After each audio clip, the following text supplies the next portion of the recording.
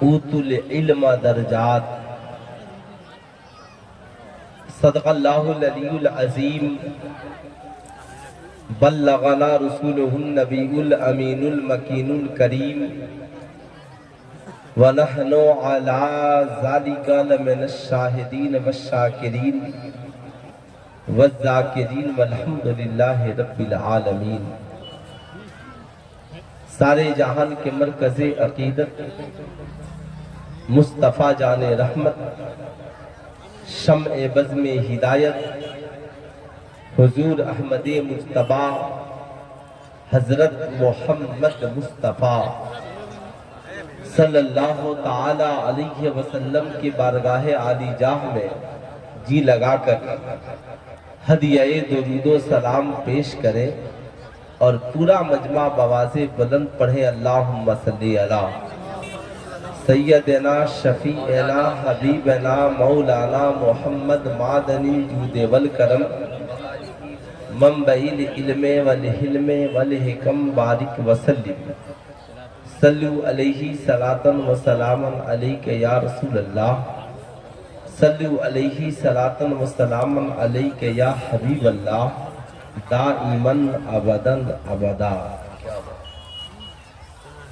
آج کا یہ عظیم الشان جلسہ اصلاح معاشرہ کانفرنس و توسیع رضا جامع مسجد نہایت ہی شان و شوکت کے ساتھ کامیابی کی طرف گامزن ہے. پیکر خلوص و وفا ہماری جماعت کے مائے ناز خطیب حضرت علامہ مولانا الحاج التمش رضا صاحب قبلہ، ان کا حکم ہوا فقیر آپ حضرات کی دہلیز تک حاصل آیا. آنے کے بعد ہندوستان کے مشاہیر شورائے اسلام نقیبان جلسہ سے ملاقات ہوئی. بہت اچھی نظامت حضرت شاہی رضا کشن گنجوی کی آپ سماعت کر رہے ہیں. مجھ سے پیشتر آپ نے حضرت شاعر اسلام عادل رضا نعیمی مراد آباد کو بھی آپ نے سماعت کرنے کا شرف حاصل کیا. بہت سارے نوجوان ہیں بیچارے جو جلسوں تک تو آ گئے ہیں مگر شیطان انہیں میلوں سے ادھر آنے نہیں دے رہا. ایسی ایک بات تو کنفرم ہے، شاعر خطیب کا کام نہیں کر سکتا، خطیب شاعر کا کام نہیں کر سکتا. ایسے ہی یہ جیسے مائک ہے یہ تو کام آپریٹر صاحب کا ہے، ان کا کام میں نہیں کر سکتا، میرا کام وہ نہیں کر سکتے. ان کا کام ہے میری آواز مجمع میں اچھی طرح پہنچانا. بالکل یہ اپنا کام ایمانداری سے کرے. آج کا یہ جلسہ دیکھنے کے بعد اور آپ لوگوں کے بیٹھنے کی حالت دیکھنے کے بعد تب مجھے نیتیش کمار یاد آتے ہیں کہ آخر مہیلاؤں کو اتنا ریزرویشن مل کیوں رہا ہے. کیا بات ہے. گھر بھی وہی چلائیں گی، جلسے میں تقریر وہی سنیں گی، روزہ وہی رکھیں گی، نماز وہی پڑھیں گی، حج اور عمرہ وہی کریں گی، تو آپ لوگ کیا کیجئے گا. عورتوں میں کتنا اتحاد ہے، ساری عورتیں ایک جگہ سمٹ کر بیٹھی ہیں اور یہ 10 مرد بھی بیٹھے ہیں تو ایک جگہ سمٹ کر نہیں. کوئی ہندوستان میں، کوئی پاکستان میں، کوئی بنگلہ دیش میں، کوئی چائنا جاپان میں، کوئی دیناج پور، کوئی کشن گنج ہے نا. کیا بات ہے حضرت. اور صاحب کوئی پورنیہ، کوئی کٹیہار، سب کا قبلہ اپنا اپنا ہے، سب کے گروہ اپنے اپنے ہیں. ڈاکٹر اقبال نے کہا زبانیں پڑھ بھی لیا لا الہ تو کیا حاصل، دل و نگاہ مسلمان نہیں تو کچھ بھی نہیں. دل و نگاہ مسلمان نہیں تو کچھ بھی نہیں. مرد ہے اگر 5 وقت مسجد میں ہم نماز پڑھتے تو سمجھ جاتے کہ جماعت کسے کہتے ہیں. ایک ساتھ کیسے کھڑا ہوا جاتا ہے، ایک ساتھ کیسے سجدے کیے جاتے ہیں. اگر ہم حج کرتے تو جان جاتے کہ ایک ساتھ طواف کیسے کیا جاتا ہے. اگر ہم سلام پڑھتے تو بھی جان جاتے کہ ایک ساتھ کھڑے ہو کر سلام کیسے پڑھا جاتا ہے، مگر یہاں تو ہر شخص ایسے ہے جیسے جھولا پہ جھولنے والا نمبر لگا کر کے کھڑا ہو۔ اگر ہمارے جلسوں کا مقصد یہی ہے تو آپ سمجھ لیجئے کہ یہ بے مقصد ہے۔ ان جلسوں کا مقصد یہ نہیں ہے کہ مرد آئیں اور ٹھیلوں پہ کھڑے ہو کر کے چائے پیئیں، پان کھائیں، گٹکا کھائیں، مسالہ کھائیں، میلہ گھومیں۔ اور یہ جلسے اس لیے نہیں ہے کہ ہمارے گھر کی بیٹیاں آئیں، کان کی بالی، ناک کی نتھیا اور مانگ کی منگتیکا خریدے۔ یہ جلسے اس لیے ہوتے ہیں مرد آئے تو سیرت مصطفیٰ سیکھ کر جائیں اور عورتیں آئے تو سیرت فاطمہ سیکھ کر کے جائیں۔ تو جو نوجوان صرف اس نیت سے آئے ہیں کہ ہم اللہ اس کے رسول کا ذکر سنیں گے، سرکار کی سیرت سنیں گے، تو کتنے لوگ اس نیت سے آئے ہیں؟ ذرا ہاتھ اٹھا کر ایک بار مجھے بتا دیجیے، آگے سے پیچھے تک سارے لوگ اسی نیت سے آئے ہیں؟ ماشاءاللہ۔ اب ہاتھ نیچے کیجئے۔ جو لوگ بہت پیچھے بیٹھے ہیں، ایک گزارش میری آپ سے ہے، جب آپ اپنے گھر سے چل کر یہاں تک آ گئے ہیں تو 2 قدم کربلا والوں کے نام پر چلیے اور پیچھے سے اٹھ کر کے آگے آ جائیے۔ کربلا والوں کے نام پر ہے نا، پہلے آپ یہاں تو چلیے، بعد میں ہم کربلا چلیں گے۔ اس لیے پہلے جو لوگ اپنی مسجدوں کو آباد نہیں کرتے وہ بیت المقدس تک کیسے پہنچیں گے؟ جو لوگ آذان سن کر مسجدوں کو نہیں جاتے صاحب وہ سوچے کہ ہم جا کر میدان کربلا میں آذان دیں گے، یہ ممکن نہیں ہے۔ پہلے اپنی مسجدوں کو آباد کرنا ہوگا، پہلے اپنے جلسوں کو کے ماحول کو صحیح بنانا ہوگا، پھر انشاءاللہ ہماری دنیا بھی آباد ہوگی، ہماری آخرت بھی آباد ہوگی۔ بابو اے نوجوان، بیچارے یہ بچے جو کھڑے ہیں آپ لوگوں سے کہہ رہا ہوں بیٹھ جائیے ماشاءاللہ، اور آگے آ کر کے بیٹھ جائیے۔ اصل میں معیار اب جلسہ سننے والوں کا بھی اونچا ہو گیا، اب آپ ان کے معیار کے حساب سے انتظام کیجئے۔ اتنا VIP کپڑا جینس پینٹ اور شرٹ پہن کر آیا ہے، اس پوال پہ کیسے بیٹھے گا؟ لیکن میں اسے بتاؤں گا، بے شک چاہے کتنا ہو کوئی امیر ہو، اسے سونا تو اسی زمین پر ہے۔ کتنا ہو کوئی امیر ہو، اسے سونا تو اسی زمین پر ہے۔ اس لیے ان باتوں کا خیال رکھیں، بڑی مستعدی کے ساتھ بڑی مستحکم طریقے سے بیٹھے۔ جو لوگ جلسوں میں کھڑے ہیں، میلوں میں گھوم رہے ہیں، سلطان رضا سیوانی کی آواز اگر آپ کے کانوں تک پہنچ رہی ہے، خدایا شیطان کے چنگل سے نکلیے، رحمتوں بھرے دامن میں آئیے اور اپنی دنیا و آخرت کو آباد کیجیے۔ مائک آپریٹر صاحب سے بھی گزارش ہے کہ آپ محفل میں آواز دیں، ساری سیٹنگ آپ کو دیکھنی چاہیے، تھوڑے سے باکس وغیرہ کو ادھر بھی گھمائیے اور آواز اتنی بڑھائیے کہ کم سے کم ریٹرننگ بھی ملے اور یہ سمجھ میں آئے کہ آدمی یہاں مجمع میں خطاب کر رہا ہے۔ جتنا آپ ولیوم بڑھا سکتے ہیں ایمانداری کے ساتھ مین مشین سے بڑھائیے، جتنا بڑھا سکتے ہیں آپ بڑھائیں۔ اب ایک شعر سنے میں پڑھتا ہوں، اچھا لگے تو آپ سبحان اللہ بولیے گا، اور نہیں تو زندگی میں جب اچھا لگے سبحان اللہ بول سکتے ہیں۔ کیا بات، اچھا نہیں اچھا لگے تب کیا کیجئے گا؟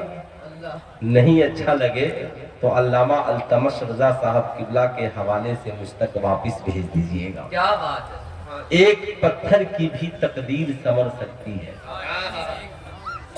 ایک پتھر کی بھی تقدیر سنور سکتی ہے، شرط یہ ہے اسے قرینے سے تراشا جائے۔ ایک پتھر کی بھی تقدیر سنور سکتی ہے، شرط یہ ہے اسے قرینے سے تراشا جائے۔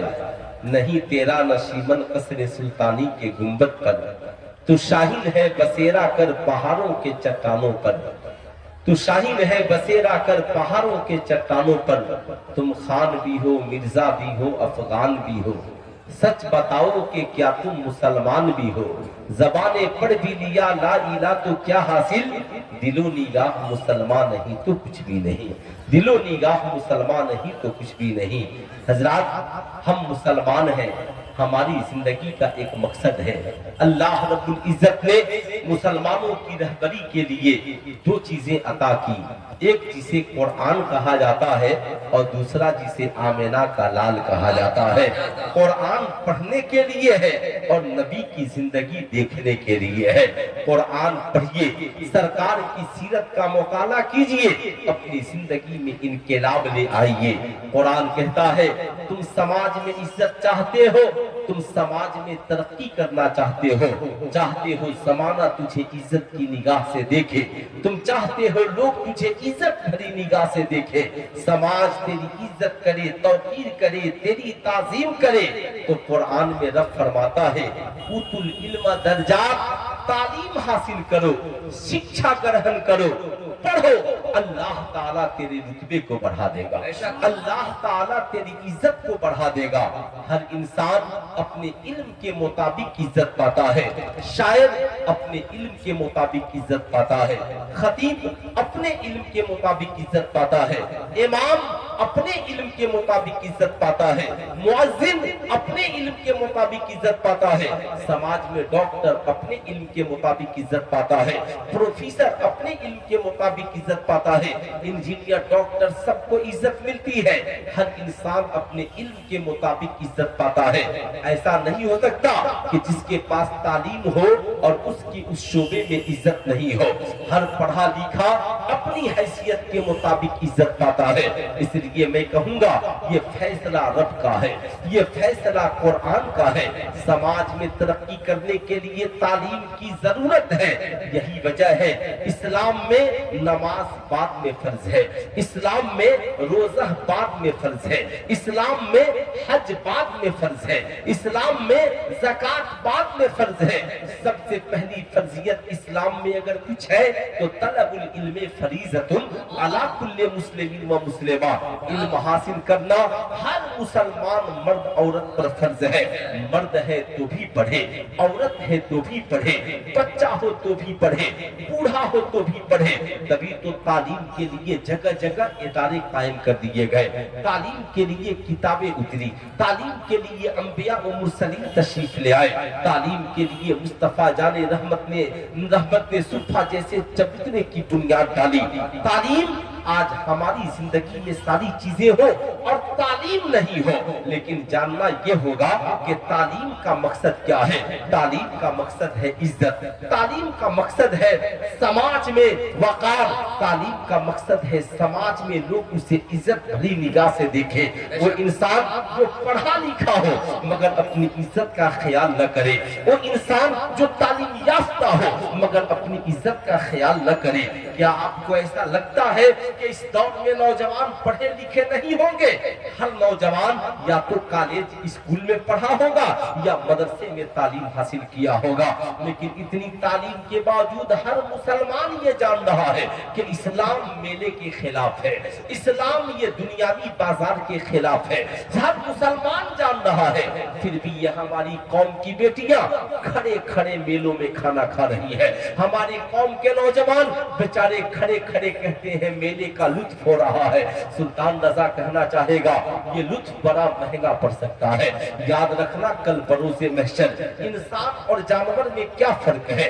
آپ سے میں ایک ہی بات پوچھنا چاہتا ہوں، تعلیم کا مقصد کیا ہے؟ تعلیم کا مقصد ہے انسان کو انسانیت کے مقام تک پہنچایا جائے، پیشانی خدا کی بارگاہ میں جھکے، دل میں عشق مصطفیٰ کی دولت آباد ہو، انسان جانے حلال کیا ہے حرام کیا ہے، ماں بہنوں کو پتا ہے زندگی جینے کا سلیقہ کیا ہے، نوجوانوں کو یہ تعلیم ہو سماج میں رہنا کیسے ہے، جینا کیسے ہے، ماں باپ کا ادب احترام کیا ہے، بھائی بہن سے محبت کسے کہتے ہیں، کھانے پینے کا طریقہ کیا ہے۔ کم سے کم مسلمانوں کو اتنی تعلیم تو چاہیے کہ مسلمان یہ جانے اس کے لیے کیا پینا حلال ہے اور کیا پینا حرام ہے، کیا کھانا حلال ہے اور کیا کھانا حرام ہے۔ اگر انسان کے پاس یہ تعلیمات نہیں ہے، وہ ڈاکٹر ہو سکتا ہے، وہ انجینئر ہو سکتا ہے، وہ پروفیسر ہو سکتا ہے، مگر ایک اچھا انسان بننے کے لیے مصطفیٰ جان رحمت کی سیرت کی ضرورت ہے،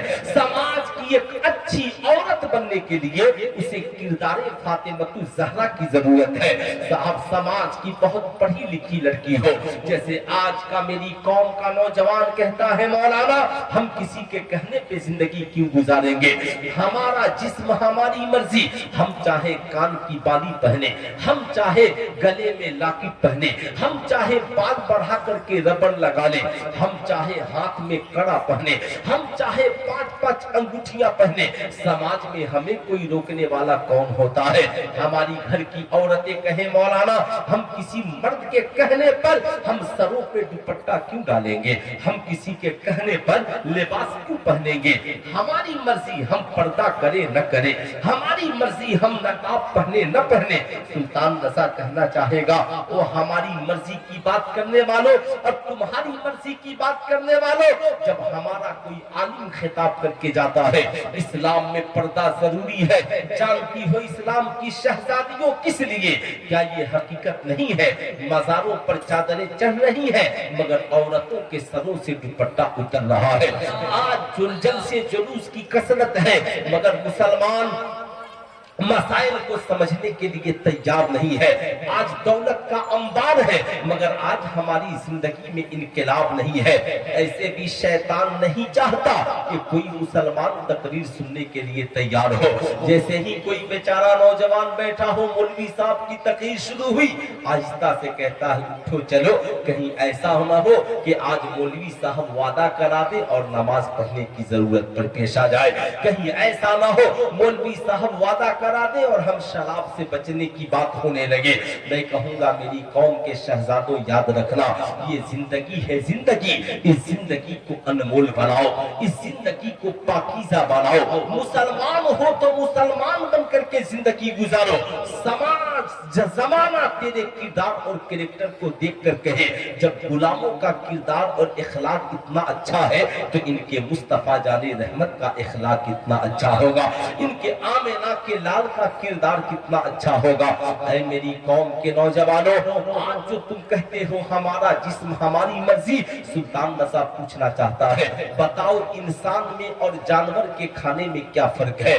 बैल खड़े होकर के खाता है, गाय खड़े होकर खाती है, भैंस का काम है खड़े होकर के खाना, हाथी का काम है खड़े होकर खाना, जानवर का काम है खड़े होकर खाना, लेकिन जब इंसान खाता है दस्तरखान बिछा कर खाता है, बैठ करके खाता है, अदब और एहतराम से खाता है। लेकिन जब हमारी समाज का पढ़ा लिखा इंसान भी कॉलेज से निकलकर खड़े होकर पानी पीने लगे, खड़े होकर खाना खाने लगे, लानत है उस तालीम पर जो तालीम इंसान को जानवर तो बना दे मगर इंसानियत की दहलीज तक नहीं पहुंचाए, इंसान को इंसानियत के मकाम तक नहीं पहुंचाए। ऐ मेरी कौम के शहजादों, आज के इस जलसे से ये पैगाम लेकर के जाना है, हमें जानवर नहीं बनना, हम दुनिया में पढ़ रहे हैं ताकि हम इंसान बने, समाज का एक अच्छा व्यक्ति बने, जमाना हमारी हमें अपनी इज्जत भरी निगाहों से देखने वाला बन जाए। यही वजह है आज लोग कहते हैं मौलाना फरोगे उर्दू के लिए फला फला जगह इतने मुशायरे होते हैं, लेकिन सुल्तान रज़ा पूछना चाहता है उर्दू की तरक्की क्या इन मुशायरों से हुई है?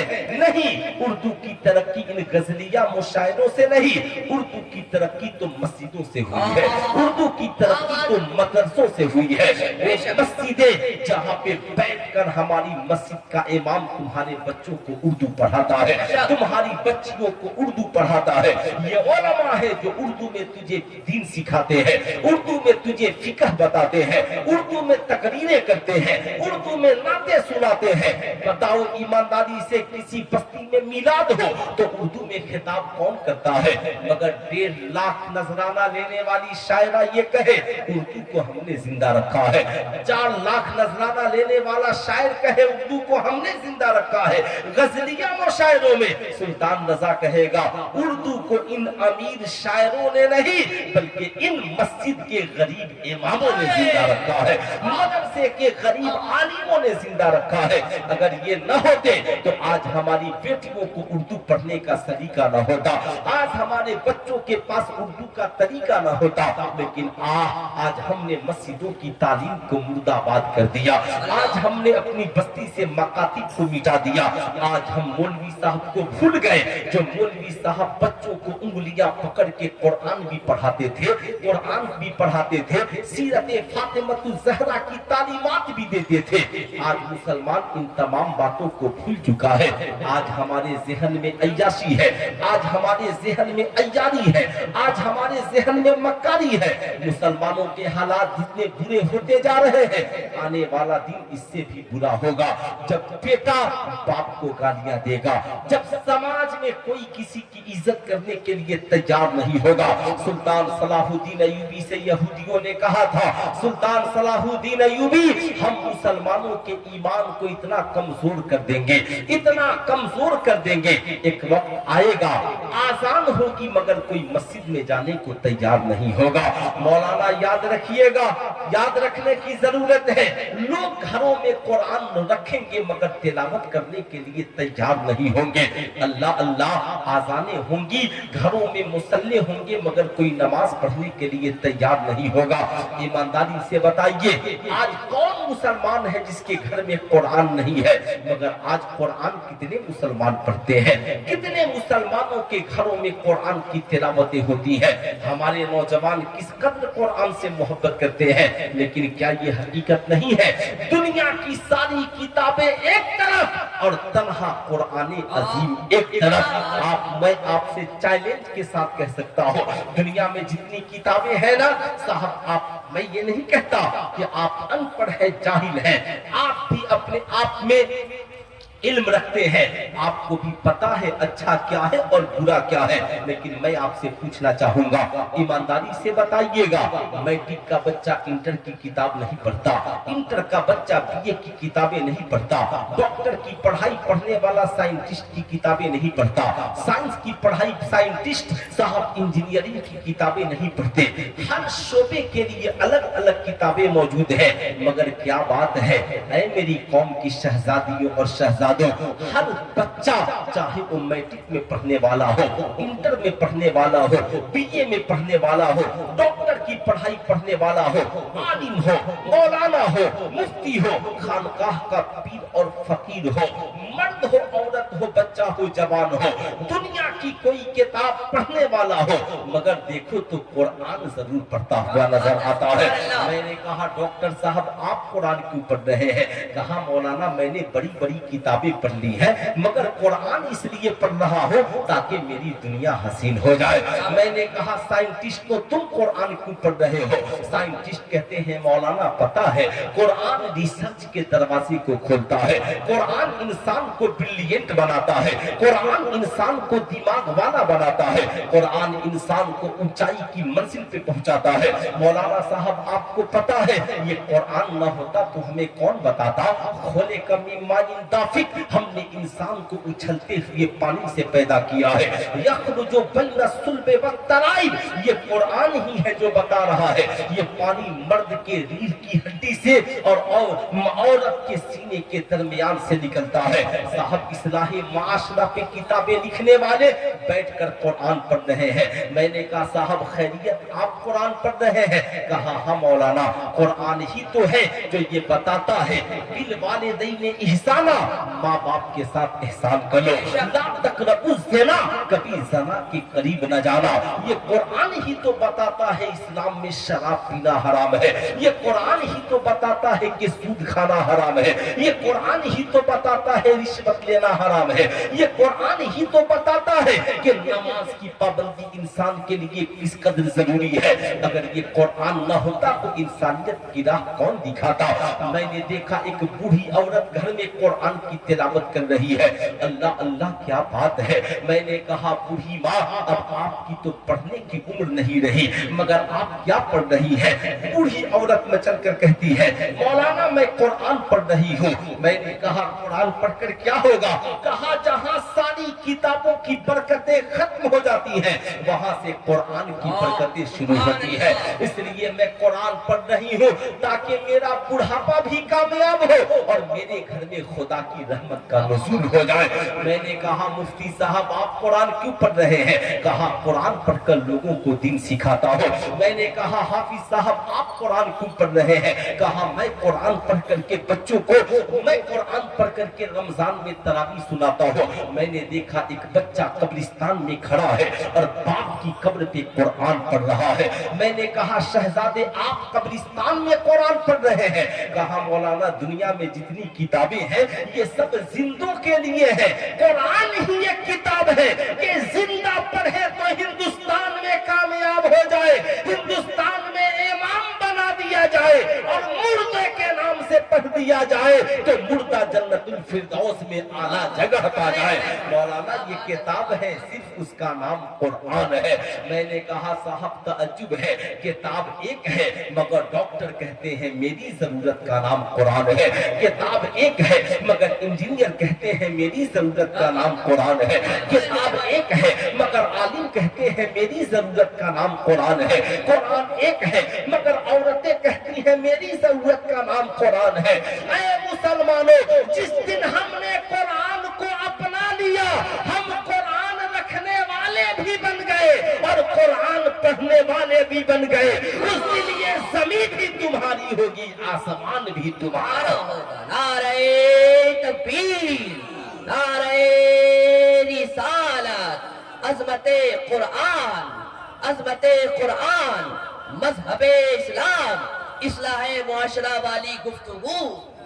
अब मैं आपसे पूछना चाहूंगा कितने नौजवान हैं जिनके घरों में कुरान है? जरा एक बार हाथ उठाइए। सिर्फ जिनके घरों में कुरान होगा दोनों हाथ उठाइए। कितने लोग के घरों में कुरान है? सबके घर में कुरान है। यही बात तो अमेरिका के एक साइंटिस्ट ने कहा था। साहब जब बात चली थी और उसने अपने उस्ताद से पूछा ये ऐसा इल्म है जिसके बारे में साइंस की किसी किताब में तज़किरा नहीं है, उसने कहा जा कुरान को देख ले, कुरान को। उसने कहा कुरान कहाँ मिलेगा? कहा हर मुसलमान के घर में कुरान मिलेगा। कहा क्या हर मुसलमान कुरान रखता है? कहा हाँ, मुसलमान गरीब हो फिर भी कुरान रखता है, मुसलमान अमीर हो फिर भी कुरान रखता है। इसलिए कि कल तक मुसलमान का हथियार भी कुरान था और मुसलमानों का ईमान भी कुरान था, मुसलमानों की जिंदगी में भी कुरान था, मुसलमानों के दिलो दिमाग में भी कुरान था। मगर यहूदियों ने कहा हम मुसलमानों को इतना बदल देंगे कि मुसलमान नाच गाने में लगे होंगे मगर कुरान सुनना उनके लिए मुश्किल हो जाएगा। मुसलमान मेले झमेले में लगे होंगे। आप ईमानदारी से बताइएगा, शादी के वक्त हर बाप बेटी को जब रुखसत करता है तो जहां दुनिया की सारी सामान देता है वहां बेटी और दामाद को कुरान और जानेमाज भी देता है। बोलिए देता है कि नहीं देता? देता है ना, सबको देता है। लेकिन अफसोस है, देखिएगा अगर लड़के को कुरान दीजिएगा तो तलाशेगा मौलवी साहब गांव से आए हैं कि नहीं आए। क्यों? कहा शाही रजा साहब आए हैं? कहा हाँ। कहा इमाम साहब को दे दीजिए हजरत ये कुरान लेकर के चलिए। कहा जहेज में तुझे कुरान मिला है इसे तुम लेकर के चलो, तुम्हारा निकाह हुआ है, कुरान तो तुम्हें दिया जा रहा है। कहा हजरत हम कुरान उठाने के लायक नहीं है। अब आप जरा सा सोचिए, जिस कौम के नौजवान कुरान उठाने के लायक नहीं है वो कुरान बचाने के लायक कब बनेंगे? याद रखना मेरी कौम के शहजादों, मैं अपनी कौम की बेटियों से कहूंगा बता तेरे बाप ने चलते वक्त तुझे कुरान दिया था कि नहीं? तेरे बाप ने चलते वक्त तुझे जानेमाज दिया था कि नहीं?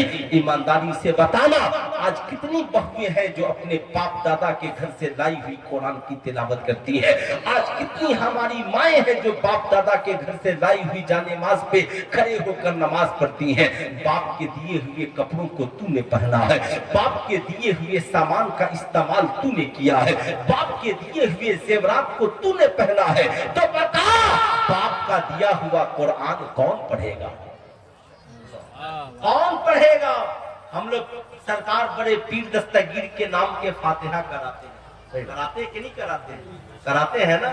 जब कराइए ना, जब कराइए फातिहा तो छोटे छोटे बच्चों को बैठाइए, छोटी छोटी बच्चियों को भी बैठाइए।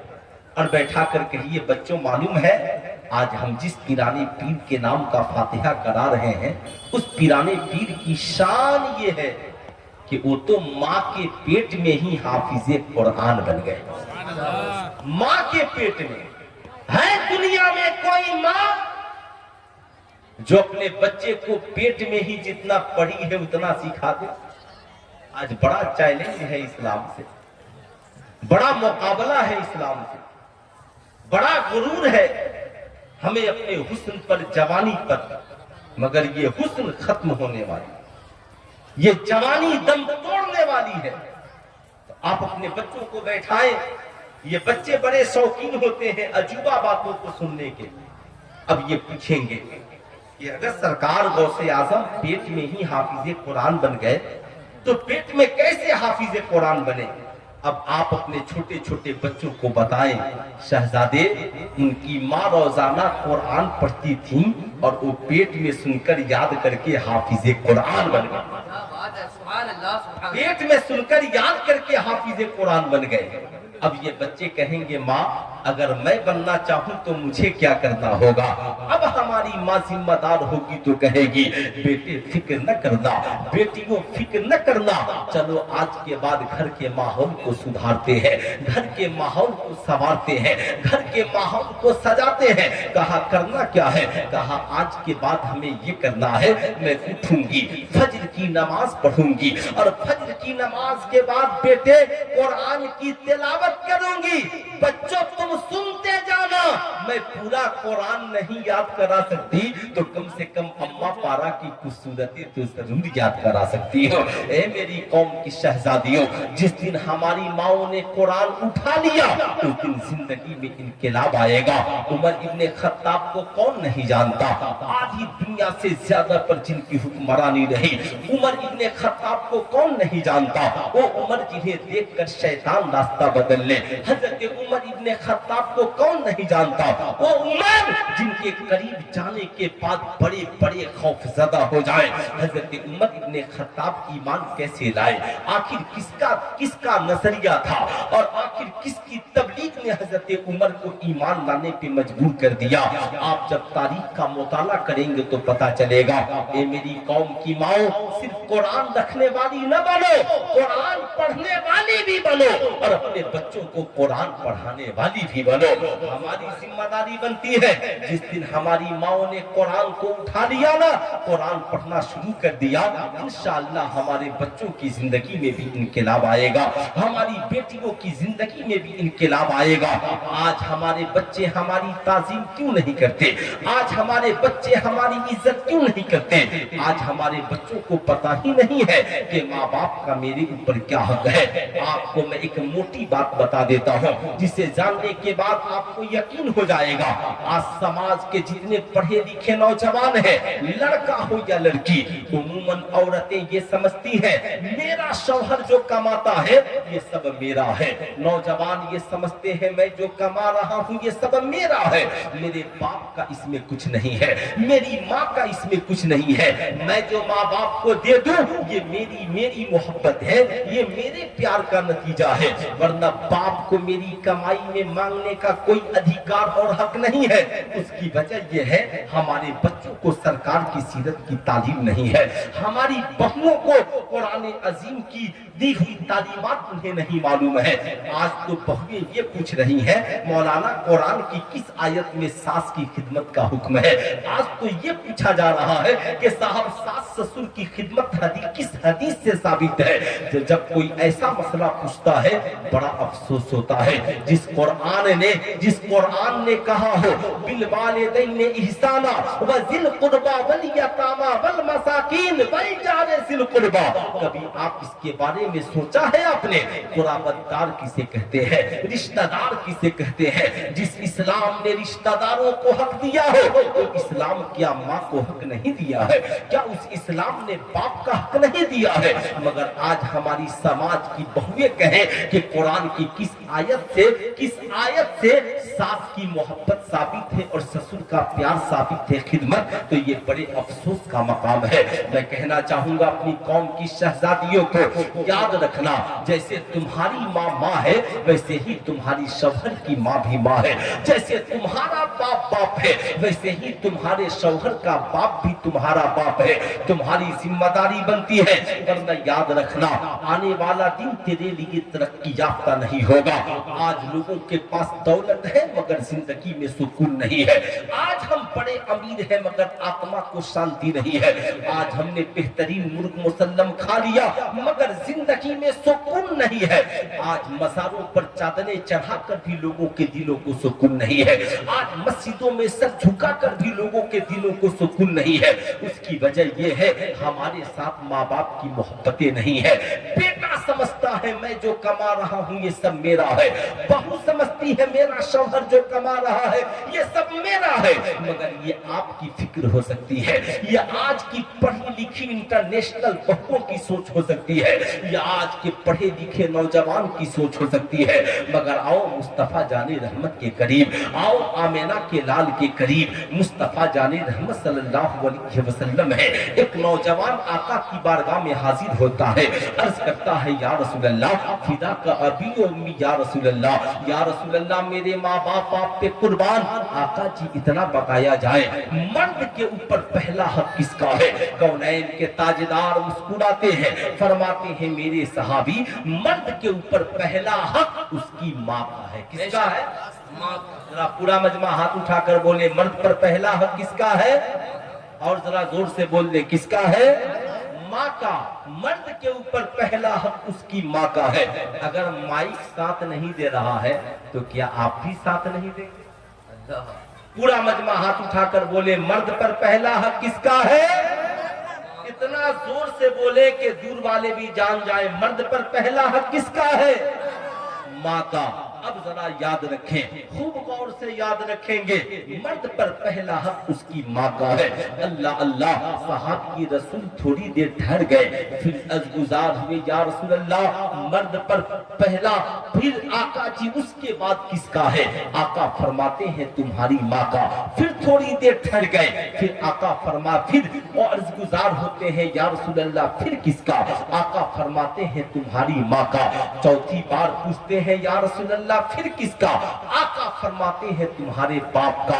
बरेली के इमाम अहमद रजा से पूछा गया हुजूर ये बताया जाए, आला हजरत सरकार से जब पूछा गया हुजूर ये बताया जाए मर्द कमाए तो क्या करे? आला हजरत फरमाते हैं 100 रुपए कमाए तो 75 माँ को दे दे और 25 बाप को दे दे, इसलिए कि सरकार ने 3 बार माँ का जिक्र किया है और 1 बार वालिद का जिक्र किया।